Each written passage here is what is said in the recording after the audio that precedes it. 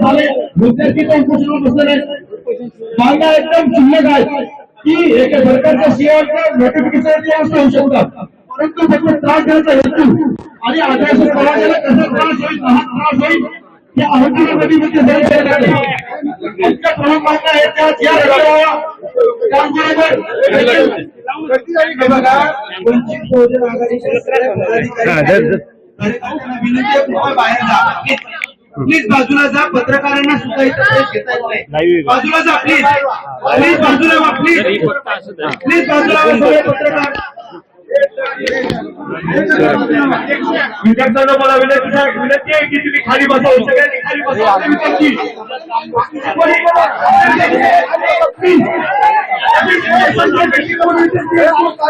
Media पुढे मीडियाला नंतर पाहिज नाही, पहिले विद्यार्थ्यांची संपर्क. हा चला, बरोबर आहे. वंचितच्या लोकांना सर्वांना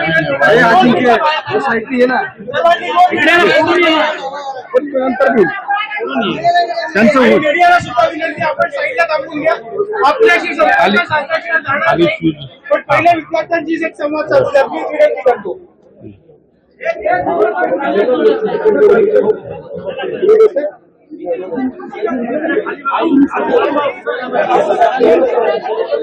आज या ठिकाणी आंबेडकर आपल्या ज्या मागण्या आहेत विद्यार्थ्यांच्या त्या मागण्यांना पाठिंबा देण्यासाठी या ठिकाणी आले त्यासाठी विद्यार्थ्यांच्या वतीनं या ठिकाणी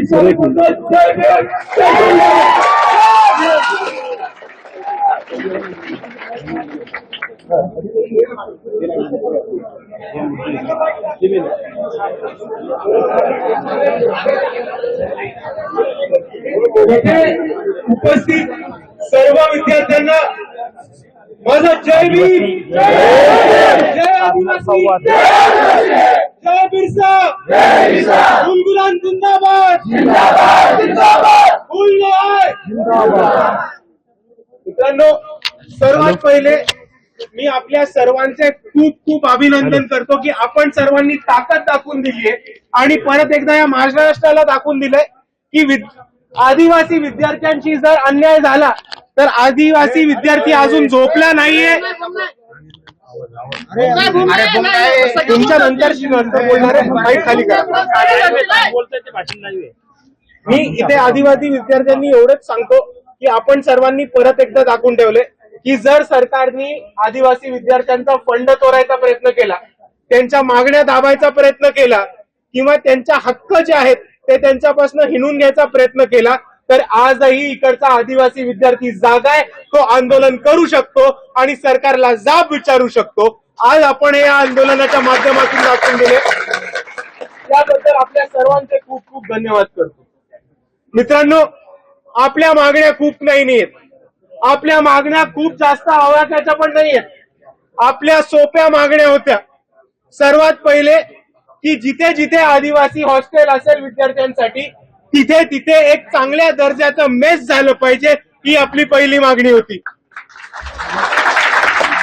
दुसऱ्या बाजूला गडचिरोलीमध्ये ज्या आदिवासी विद्यार्थिनींना साप चावला होता आणि ज्यांचा त्याच्यामध्ये मृत्यू झालाय त्या विद्यार्थिनींच्या कुटुंबाला 1 कोटीची मदत ही सरकारकडनं दिली पाहिजे आणि त्यांच्या घरातल्या एका व्यक्तीला सरकारी नोकरी दिली पाहिजे, ही आपली दुसरी मागणी आहे.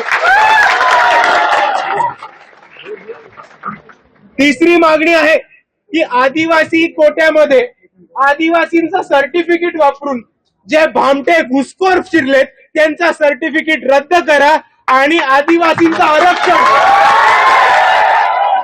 आणि आदिवासी विद्यार्थ्यांचं आरक्षण हे फक्त ओरिजिनल आदिवासींना मिळायला पाहिजे, डुप्लिकेट कोणीही नकोय. हम तुम्हारे साथ है. आपली चौथी मागणी याच्यामध्ये हे आहे की आज इकडच्या सरकारने एक महत्वाचा मुद्दा मांडलाय की विद्यार्थी जे आदिवासी विद्यार्थी जे सरकारच्या वसतिगृहामध्ये राहतात, हॉस्टेलमध्ये राहतात, त्यांना आंदोलन करण्याचा कोणता अधिकार नाहीये. सर्वात पहिले जे सरकार म्हणतं की यांना अधिकार करण्याचा कोणताही अधिकार नाहीये, त्या सरकारचा आम्ही धिक्कार करतो आणि त्यांना हेच सांगून ठेवतो की आज इकडे मुख्यमंत्र्यांना आमची बाजू मांडायला लागते मुख्यमंत्र्यांना आमच्याबद्दल बोलायला लागतंय, उईके मंत्री जे आहेत त्यांना मुख्यमंत्र्यांना आपला इश्यू घेऊन जायला लागतोय, कारण आज विद्यार्थ्यांनी आंदोलनाची भूमिका घेतलेली आहे. आणि आपण दिल्लीमध्ये दाखवलंय, नेपाळमध्ये दाखवलंय, झारखंडमध्ये दाखवलंय की जेव्हा इकडचा विद्यार्थी आंदोलनावरती उठतो तेव्हा सरकारला त्यांच्याशी बसायला लागतं, बोलायला लागतं आणि आपल्या मागण्या ऐकायला लागतात. म्हणून जेव्हा सरकार सांगतं की कोणत्याही वसतिगृहातला राहणारा विद्यार्थी आंदोलन करणार नाही, आपण त्या सरकारचा GR उडून लावू आणि आपण इकडेच आंदोलन करू.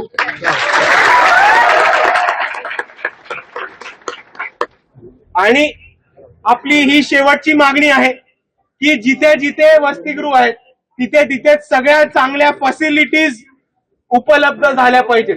असे कितीतरी आदिवासी विद्यार्थी वसतिगृह आहेत, हॉस्टेल्स आहेत, जिथे बेसिक साफसफाई होत नाही, जिकडे चांगला खायचा दर्जा मिळत नाही, जिकडे स्वतः एक मेस उपलब्ध नाहीये, किंवा जिकडे आदिवासी विद्यार्थ्यांना जमिनीवरती झोपायला लागतं, साधी बेड, कॉट किंवा चांगले टॉयलेट बाथरूमची सुद्धा सोय करून देत नाहीत. आणि म्हणून आमची सरकारकडे हीच मागणी आहे की जिथे जिथे आदिवासी हॉस्टेल्स आहेत त्याचा सर्वात पहिले तपास व्हायला पाहिजे, त्याचा एक ऑडिट व्हायला पाहिजे. आणि जितक्या पण गोष्टी कमी आहेत, जितक्या पण फॅसिलिटीजची कमतरता आहे, त्या सगळ्या फॅसिलिटीज तातडीने उपलब्ध करून दिल्या पाहिजेत. ही वंचित बहुजन आघाडीची अजून एक सरकारकडे मागणी आहे.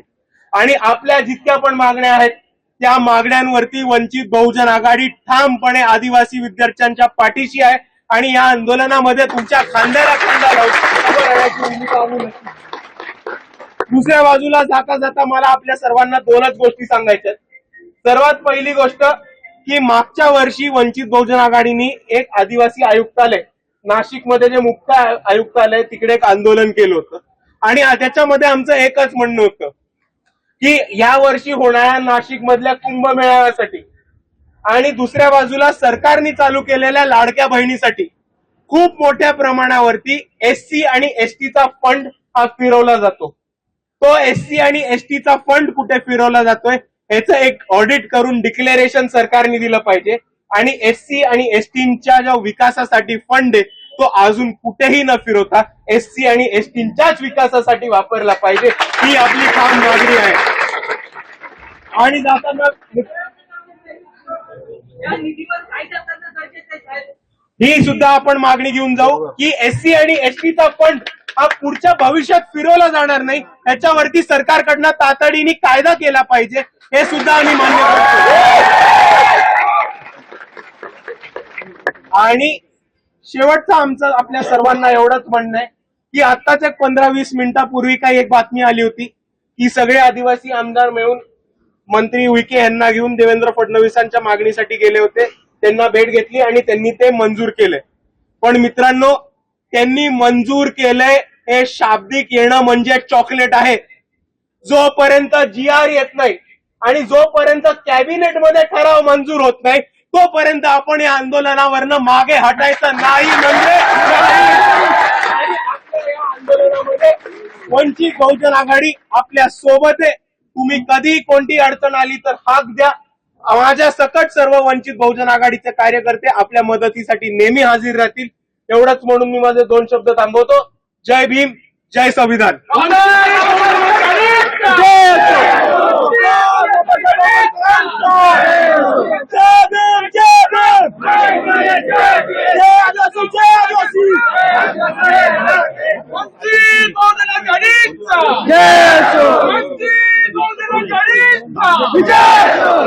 दादा आंबेडकर आगे बढ़ो.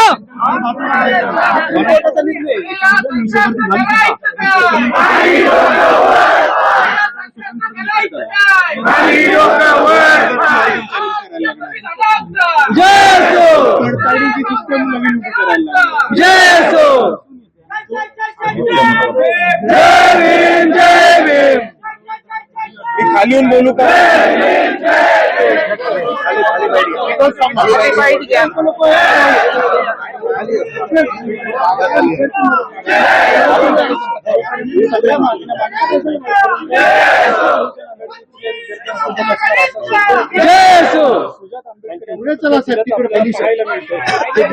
खाली येतील ना. बाहेर खाली घ्या. मीडियाला विनंती करतो, मी बाहेर इन्व्हाइट देतो, पहिल्या विद्यार्थ्यांना भेटतो.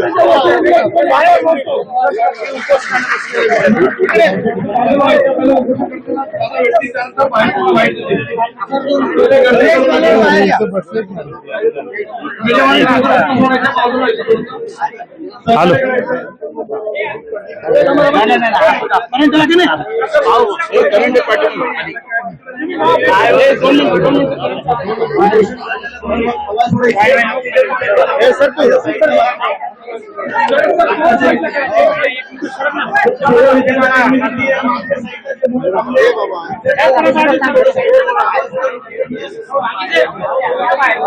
बाईट बाईट कर जाऊ, तिथे जाऊ तुम्ही तिकडे जावा, तुम्ही तिथे लावा, स्टँड लावा, स्टँड.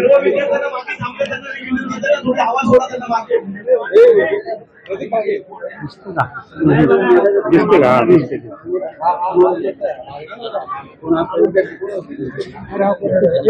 मागे दादा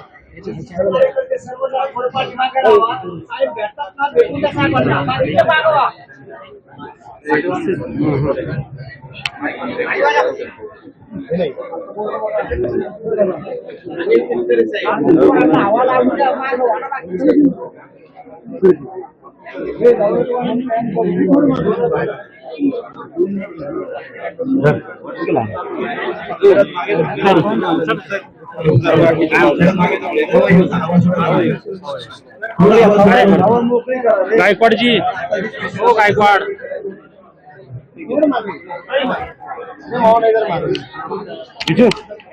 मोबाईल तसेच रोहितदादा पवार थोड्या वेळात त्यांचं आगमन होईल. सर्व विद्यार्थ्यांनी खाली थांबा आणि खाली बसून राहा, ही सर्वांना नम्र विनंती आहे. बघ तसेच 15 ते 20 मिनिटांमध्ये त्यांचं आगमन होईल इथे.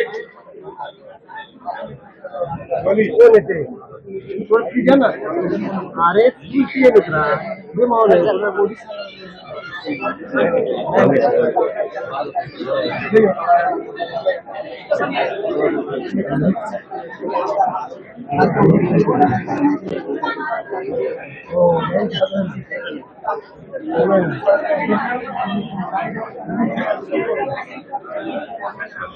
रोहितदादा पवार यांची थोड्या वेळात आगमन होणार आहे. तरी सर्व विद्यार्थ्यांनी बोल काय असेल ते सर्वजण खाली या, खाली बसून घ्या.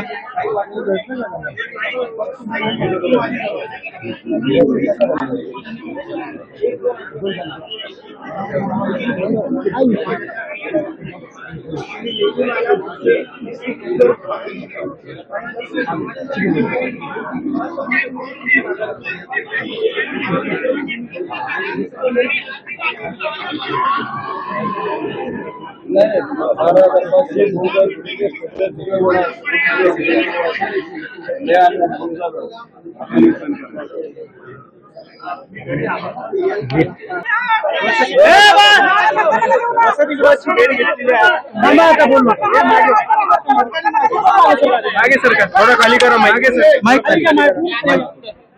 अरे हा मुमकिन नाही कुठला नाही नको विचार. तुम्ही आता या वसतिगृहाची भेट घेतलेली आहे, त्या अनेक समस्या आहेत, मात्र सरकार याकडे लक्ष देत नाहीये. एक फक्त वयाची अट रद्द केली, पण वयाची मर्यादा किती काय हे पण सांगितलं नाही. हे बघा, आपण एक एक मुद्दा घेऊ. सर्वात पहिले वयाची अट रद्द केली हे शब्द सांगितलंय, याच्याबद्दल कोणताही GR किंवा कोणतेही अधिकृत कायदा किंवा कॅबिनेट कंटक कोणतेही अधिकृत पत्रक आलं नाही.